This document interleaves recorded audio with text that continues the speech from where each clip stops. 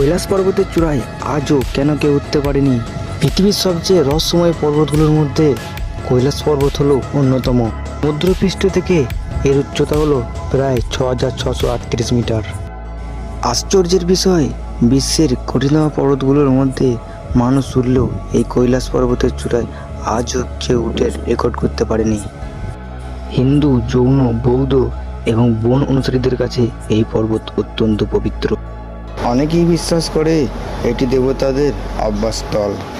সেই কারণে এই ধর্ম নিরুৎসাহিত করা হয়। কৈলাস পর্বতকে ঘিরে নানা ধরনের রহস্য লুকিয়ে আছে। কেউ বলেন এখানে কম্পাস কাজ করে না, আবার কেউ মনে করে সময়ের ধরন বদলে যায়। তবে এইসব দাবির পক্ষে কোনো নির্ভরযোগ্য বৈজ্ঞানিক প্রমাণ নেই। আপনার কি মনে হয় এটা কি শুধু ধর্মীয় বিশ্বাস? তোমরা যদি জেনে থাকো তাহলে কমেন্টে জানাবে। এরকমই আরও নানান অজানা ইতিহাস জানতে আমাদের পেজটিকে ফলো করুন।